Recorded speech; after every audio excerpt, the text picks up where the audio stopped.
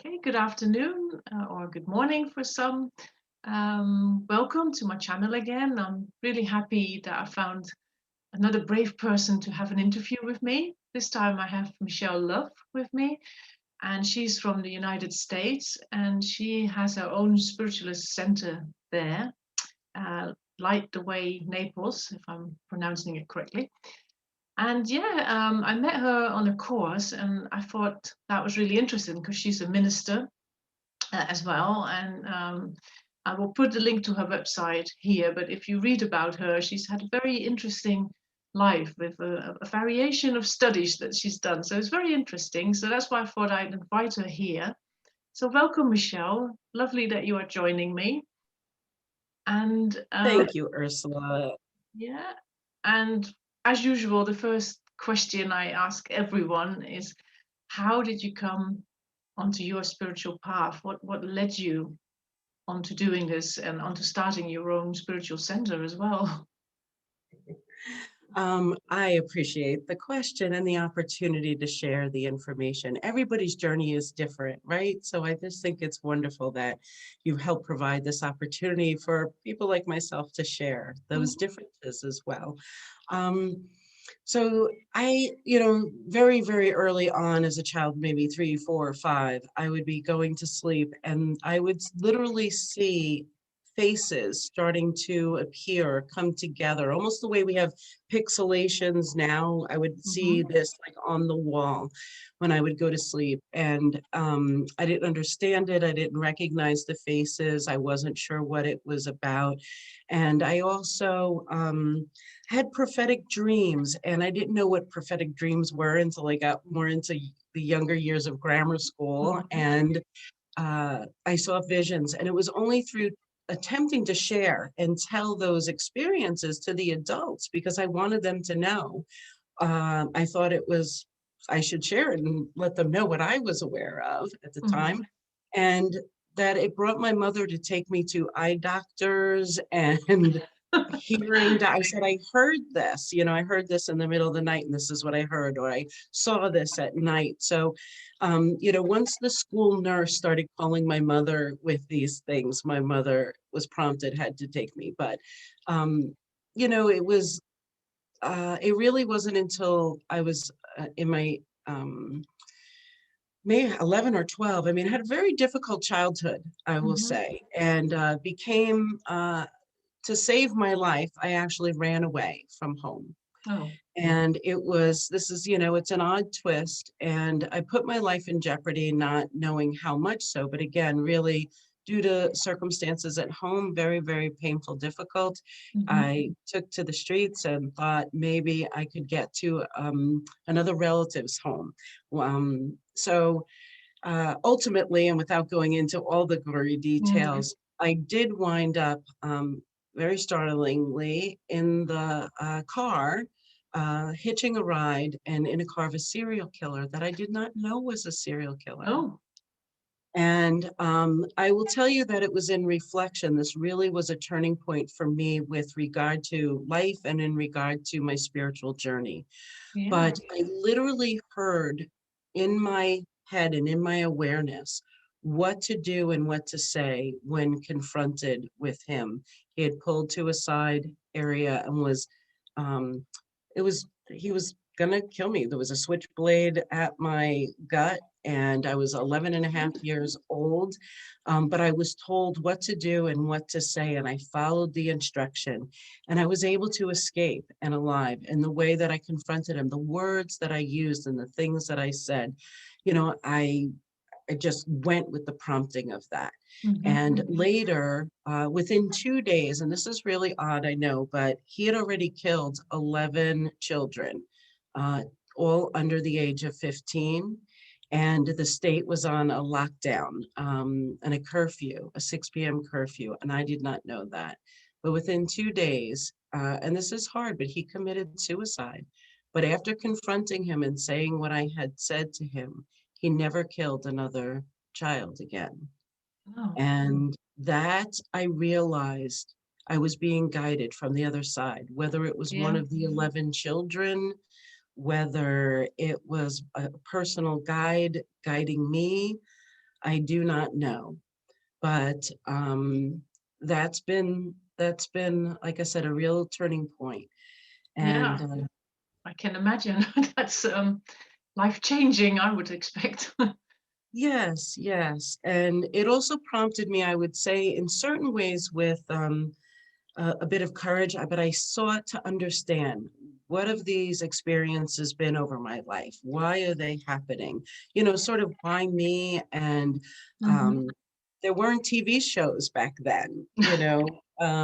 I will say I'm going to be 55. And at that time, again, I was 11 years old, but I Mm. read every um, Edgar Allan Poe book. Like I went to libraries and I watched every Twilight Zone, Hmm. trying to figure out what is this? What Yeah, do we do with it? What's its purpose in my life?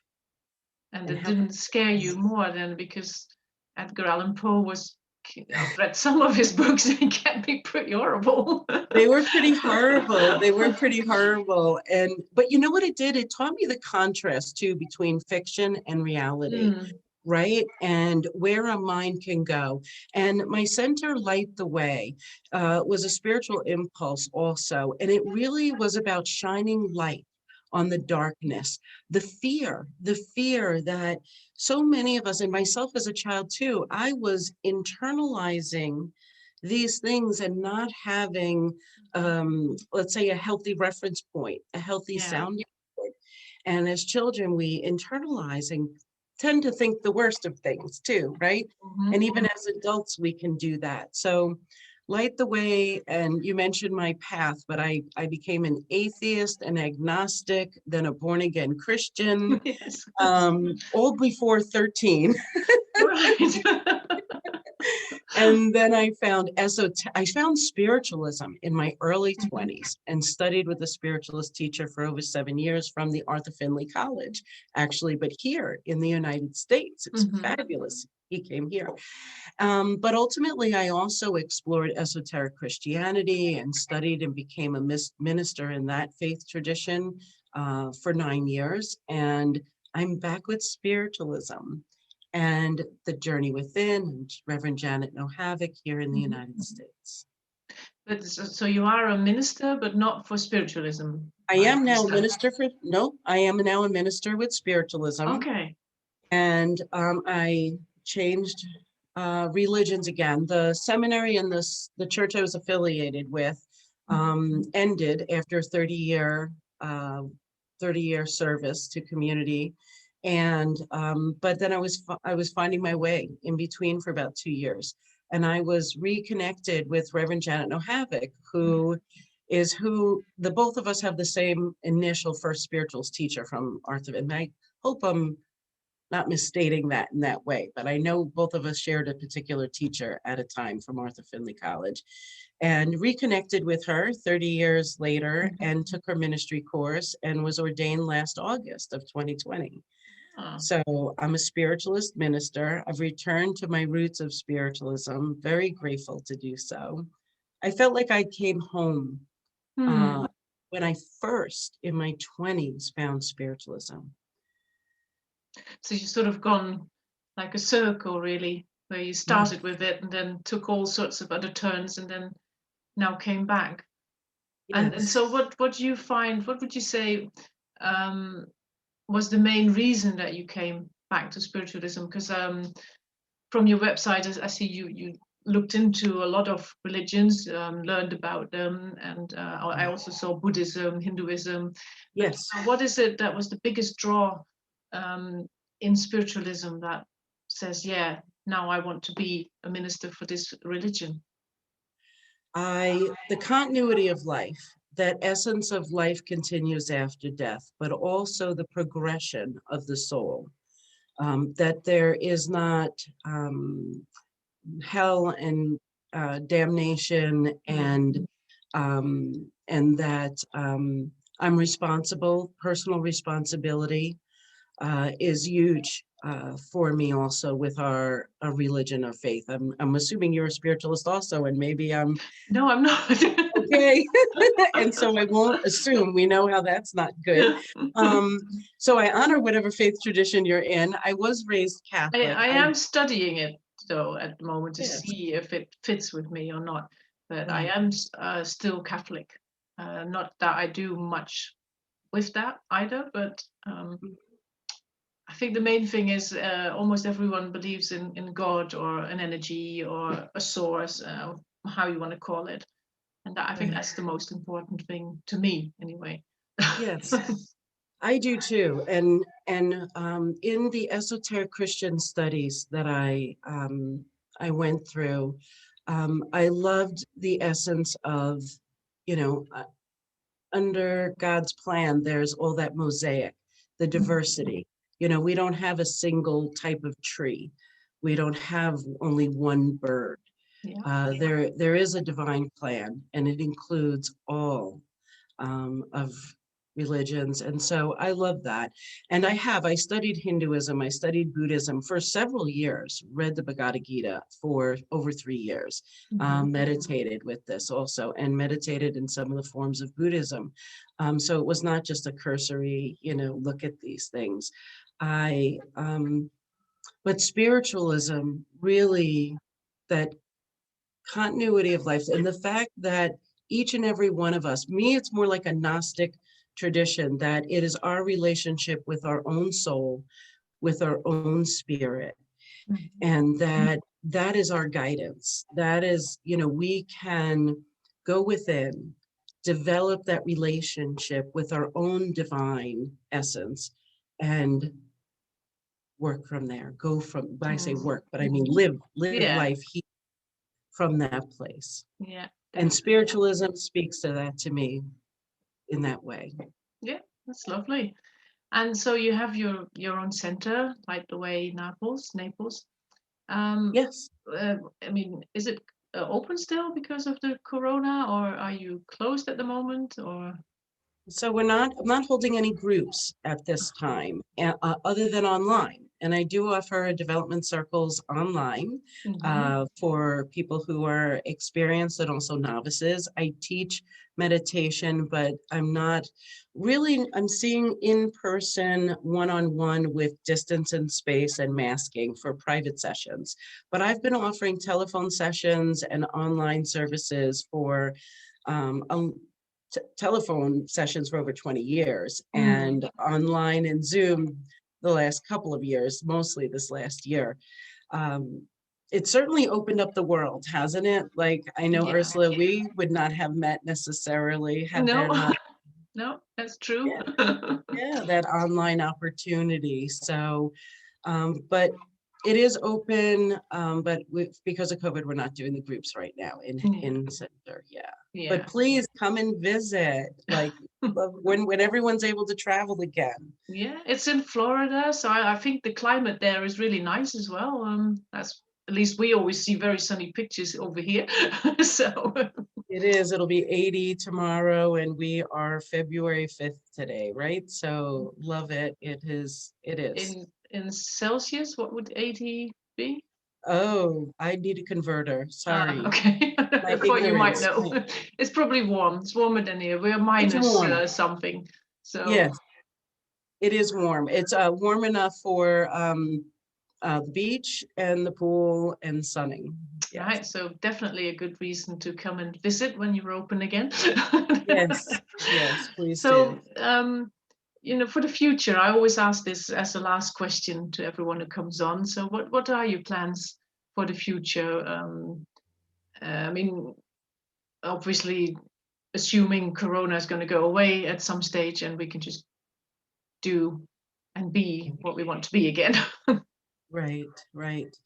No, I hold the light for that also, obviously. And I I enjoy traveling. I was put on a plane when I was 4 by myself to travel from north to south, and love it. And my lifestyle is sort of a north to south here in the United States.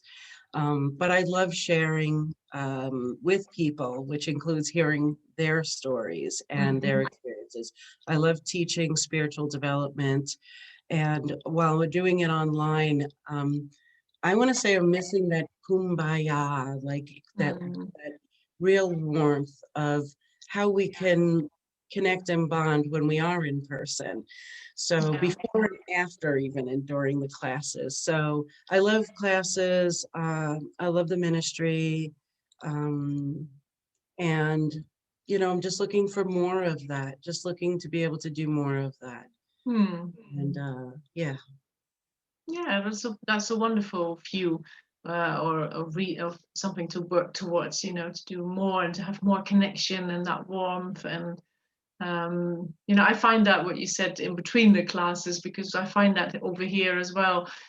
Sometimes the most wonderful conversations take place during the coffee break, or on the lunch break. So that's something we're definitely all missing. But then again, like you said, if it wasn't for the online, we probably would have never met, and I would have never known that you were doing all this, and that you were having this center, and doing these wonderful workshop and services. And yeah, so that's a lovely way to look at it as well. Yeah. So Most definitely. I want to thank you for coming on. I will wrap it up, unless there's anything else you'd like to share with people, or that they have to know about.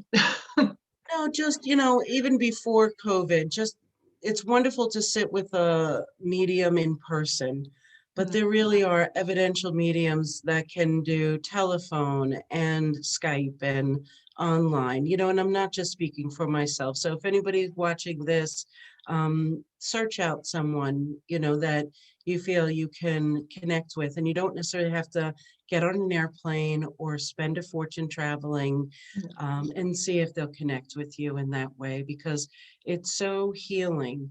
mm, The opportunity, the connection, the experience for the souls on the other side, as you know, I know you know this, Ursula, too, and those of us here, to have that opportunity is priceless. So yeah, definitely, totally agree with you there. So thank you very much for coming on, for you in the morning, I think. And yeah, thanks for having this conversation. I will put the links to Michelle's website in the description of the video, so you can look her up, and you can contact her if you want to. And so, yeah, thank you again. And I will see you online again, I assume. I won't see you live for the moment. So, okay, I will stop recording, and thank you. And thank you, Ursula. viewers also, thank you for watching. And yeah, keep waiting for my next video. Still have some more lovely people lined up. So yeah, more to come.